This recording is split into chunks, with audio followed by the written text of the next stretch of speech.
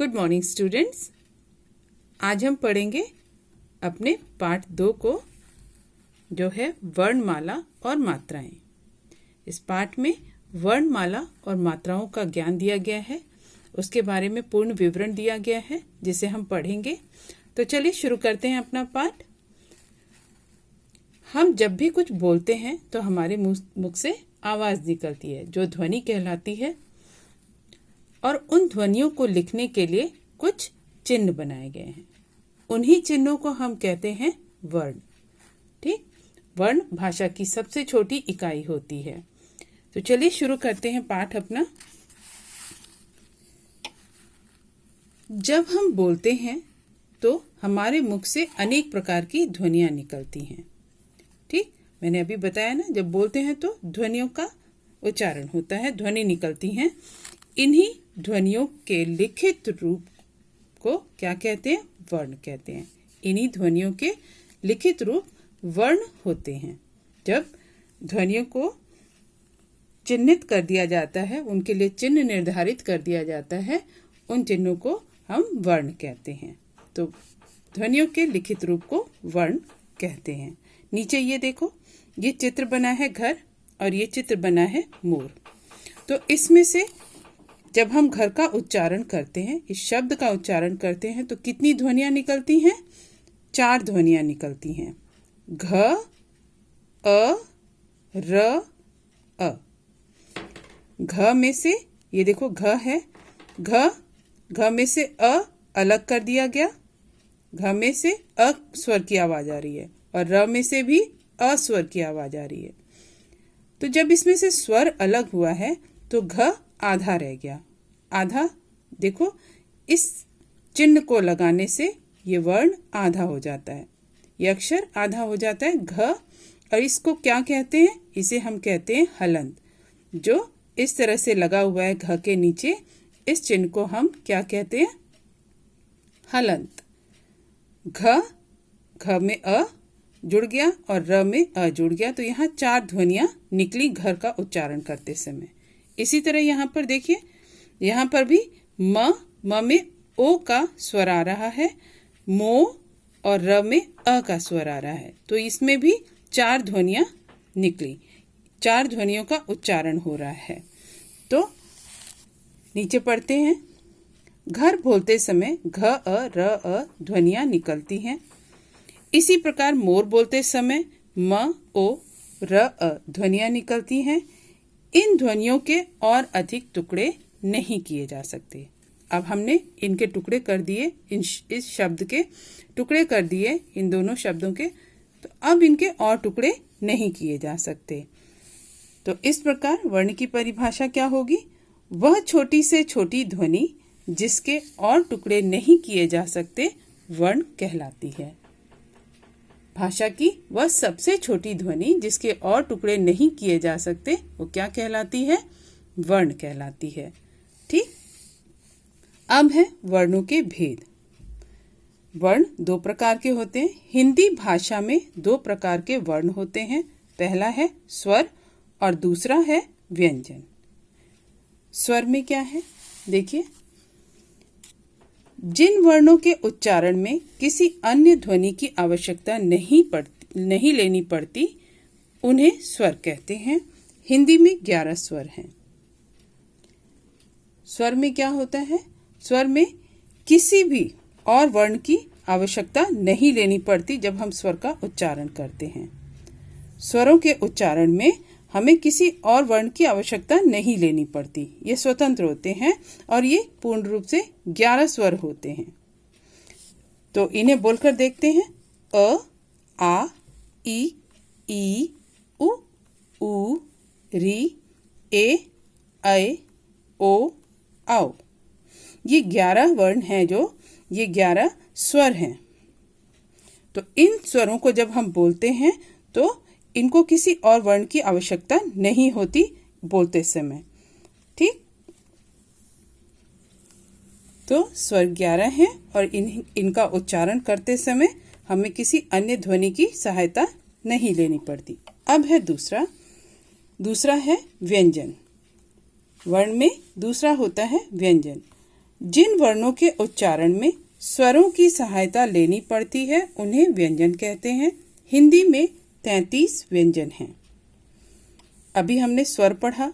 स्वर में जब स्वर का उच्चारण करते हैं तो किसी अन्य ध्वनि की आवश्यकता नहीं पड़ती, लेकिन जब हम व्यंजन का उच्चारण करते हैं तो इन्हीं स्वरों की आवश्यकता पड़ती है। बोलते समय हमें इन्हीं स्वरों की आवश्यकता पड़ती है। और ये कितने होते हैं? 33 होते हैं। व्यंजन 33 होते हैं।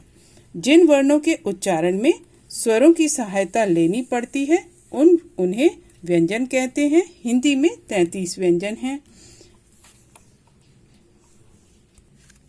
तो चलिए इन व्यंजनों को बोलकर देखते हैं।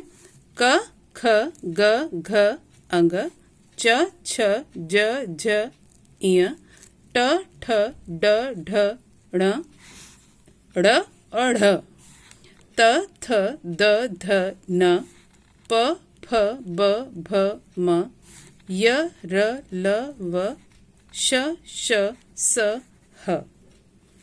तो इनके उच्चारण में कैसे पता कि स्वरों की सहायता लेनी पड़ती है? अब पहला ही अक्षर है क। क को जब हम पढ़ते हैं हम थोड़ा सा इसको खींच के पढ़ेंगे क, तो क में अ की ध्वनि आ रही है, तो क में अ स्वर लगा हुआ है। इसी तरह ख पढ़ते हैं, ख के साथ अ की ध्वनि आ रही है, तो अ स्वर इसमें लगा हुआ है। जितने भी ये व्यंजन हैं इसमें स्वर जुड़ा हुआ है। कौन सा स्वर? अ स्वर। ठीक। अब है अनुस्वार। अनुस्वार अंग। अंग जो होता है उसे हम कहते हैं अनुस्वार। इसका उच्चारण नाक से किया जाता है। जब हम बोलते हैं तो नाक से इसका उच्चारण होता है तथा इसका प्रयोग स्वरों और व्यंजनों के ऊपर बिंदु के रूप में किया जाता है। अंग ऐसी मात्रा लगती है जब हम किसी स्वर या व्यंजन के ऊपर इसको लगाते हैं तो अनुस्वार होता है ये। जैसे हंस, अंश, चंदा आदि। ठीक है। तो अनुस्वार क्या हुआ? इसका उच्चारण नाक से किया जाता है और इसका प्रयोग स्वरों और व्यंजनों के ऊपर बिंदु के रूप में किया जाता है। अब है विसर्ग। अह। अंग के बाद अह। ये जो अह, ह की आवाज आती है इसमें। जब हम इसको पढ़ते हैं तो ह की आवाज आती है। किसी भी वर्ण के साथ लग जाता है तो ह का उच्चारण होता है। इसका उच्चारण ह के समान होता है। उच्चारण होता है, बोलते हैं, लिखते नहीं है ह। ये नहीं कि ह लिख दो, प्रात और ह लिख दो। प्रातः है तो विसर्ग, यहाँ पर विसर्ग लगा हुआ है। ठीक। इसका उच्चारण, विसर्ग का उच्चारण ह के समान होता है और इसका प्रयोग वर्णों के बाद दो बिंदुओं के रूप में होता है। यहाँ वर्ण लिखते हैं, उसके बाद ये दो बिंदु लगा देते हैं। जैसे प्रातः, नमः, अतः आदि।